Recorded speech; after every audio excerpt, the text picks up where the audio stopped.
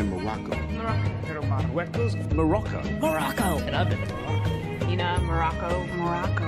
Okay, I want to move to Morocco. In Morocco. Morocco. وأكبرها مشاركة الفريق المغربي والتونسي، وخاصة الفريق المغربي، ذلك التفاعل الذي يعني الروح التي عاود أحياها بين الشعوب، مما تعطي دلالة واحدة فقط، يعني على اللي هو اليوم أكبر سحر الآن، ونحن كنا نعيش الكرة الآن، اللي هو يعني سحر الكرة. نعم. لا ينفك، لا يمكن أن ينفك بين بصمة سكان هذه المنطقة، يعني من أصول هذه المنطقة في الأندية الأوروبية، يعني الشكل اللي تكلمت به الدبلوماسية الجزائرية في قطع العلاقة مع المغرب ما دارهاش حتى بوتين.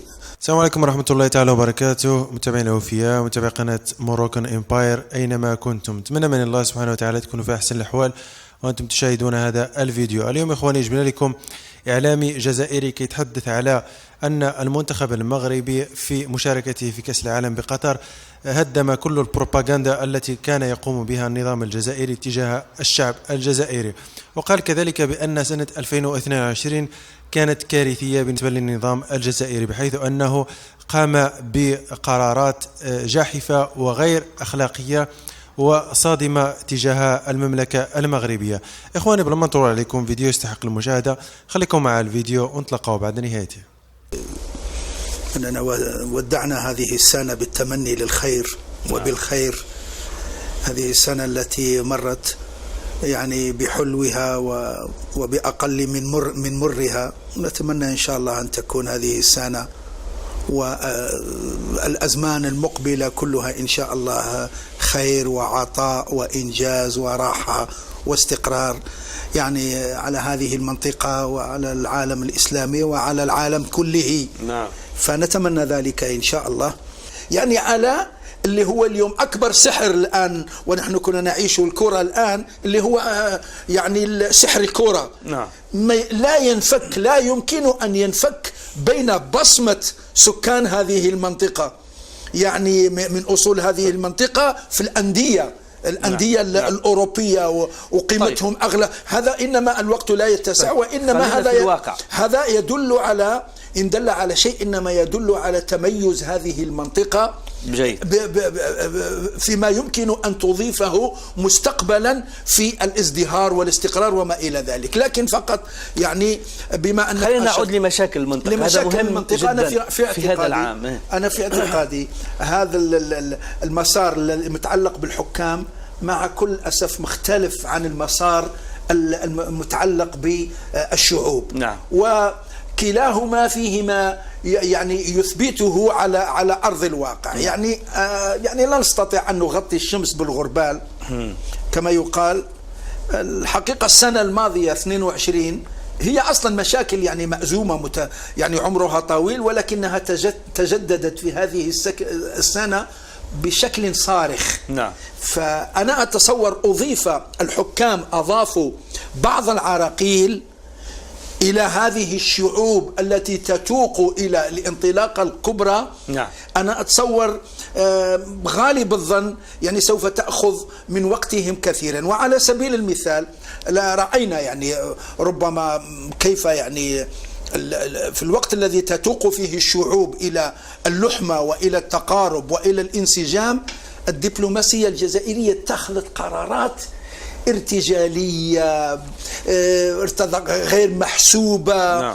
يعني الشكل اللي تكلمت به الدبلوماسية الجزائرية في قطع العلاقة مع المغرب ما دارهاش حتى بوتين، يعني وهو في حالة حرب. نعم. يعني في بعض التصريحات أنه لا بأس، وإحنا يعني هذا لا يؤثر في سوق الغاز ونحن لن نقطع، وربما بعض الحكام الغربيين أيضا يقولون قد يكون فيه في الأفق بعض اللقاءات مع بوتين، بما يعني رغم شدة الحرب اللي تسببت فيها أوكرانيا بين روسيا والغرب وأمريكا من جهة، إلى أن اللغة بقيت يعني محافظ عليها.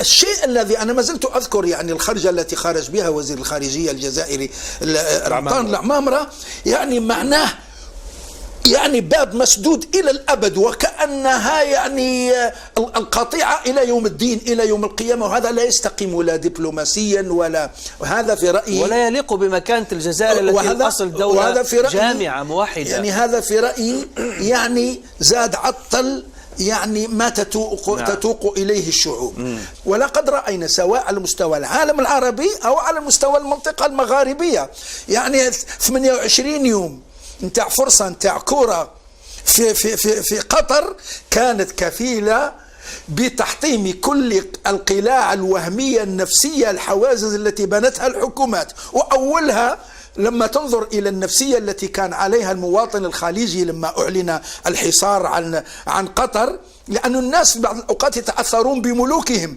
يعني حتى الإبل والأنعام والأغنام لم تسلم من الأسر. فإذا بها في لحظة صار المواطن اللي من جدة ولا من الرياض وهو في الدوحة كأنه ذهب إلى مدينة ثانية في داخل السعودية، يعني لزوال التشنج والشحنة اللي كانت موجودة. كذلك الخلافات اللي موجودة أيضا ما بعض تسبب فيها الربيع العربي، بعض التخندق، رأيناها كيف ذابت. وأكبرها مشاركة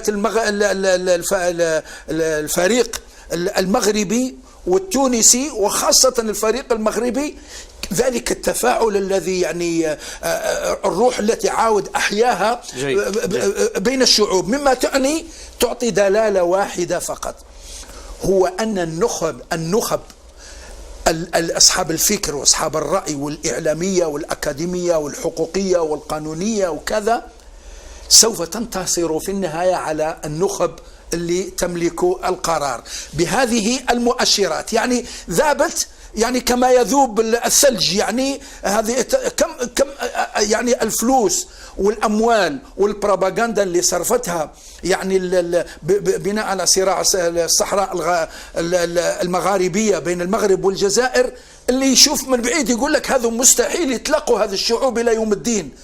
في لحظة شفنا كيف جزء من الاستطلاع الرأي الذي عمل في داخل الجزائر بطريقة عفوية. إذا لعبت المغرب مع الأرجنتين مع من تكون، إذا لعبت مع إسبانيا بالإجماع نحن مع المغرب، رغم وجود الإعلام الرسمي يعني كان مخجل. الإعلام الرسمي يدل على أفق ضيق جدا جدا، ومن الأمور العناوين التي الحقيقة يعني شر البلية ما يضحك، قرأنا عناوين تدل على انحطاط، تدل على انهيار في المنظومة الخلقية عندما فازت المغرب على إسبانيا.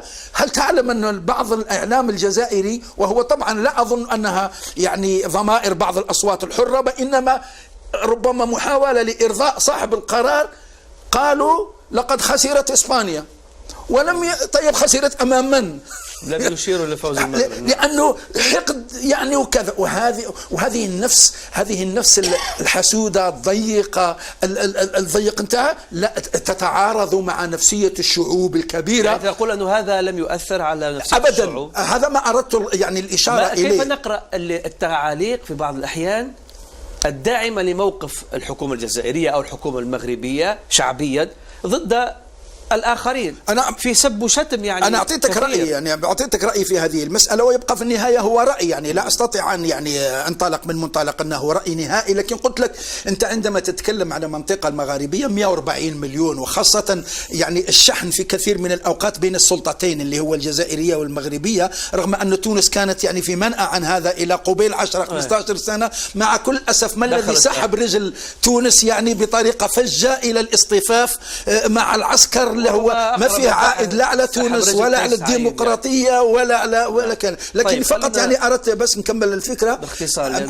يعني أردت أن أقول للمشاهد لا تنزعج، لأنه في النهاية قد تجد إعلامي، قد تجد يعني فيسبوكي، قد تجد ربما نصف سياسي مغربي يحب ربما يتملق يعني للعرش، ويكتب حاجات هو نفسه مش مقتنع بها. وقد تجد إنسان ربما يتقرب من المؤسسة العسكرية في الجزائر ويكتب يعني فقط من باب الحظوة ولا من باب التقرب وكذا. أقول إذا رأى المواطن المغاربي اللي هو الحمد لله يمثل الملايين، إذا رأى هذه البوستات هي لا تعكس حقيقة التشنج، وإنما تعكس باصطلاح الجزائريين، سامحني على التعبير وسامحني المشاهد الكريم، يعني تعبر عن المشامشية. يعني مشمشية يعني بعبارة أخرى يعني إنسان يعني حب يبحث على فرصة، يبحث على حظوة، شوية مشماش على حظوة، على مانيش عارف راتب، على شوية كذا. هؤلاء لا يعبرون في اعتقادي لا يعبرون عن النفسية المستقرة لسكان المنطقة المغاربية، وهم يتوقون إلى الأخوة والمستقبل الزاهر. جيد دكتور أحمد، الى هنا اخواني نكون قد وصلنا لنهايه الفيديو. كنتمنى يكون الفيديو قد نال الاعجاب ديالكم. ما تنسوش تدعمونا بزر الاعجاب باش يوصل الفيديو لاكبر عدد من المغاربه حول العالم. كذلك ما تنسوش تخلونا اراء ديالكم في التعليقات حول ما قاله هذا الاعلامي الجزائري عن القرارات الصادمه اللي قام بها النظام الجزائري في سنه 2022. كذلك ما تنسوش الاشتراك في القناه وتفعيل زر الجرس باش توصلوا بجديد القناه اول باول، ونتلاقاو ان شاء الله في فيديو قادم. الى اللقاء.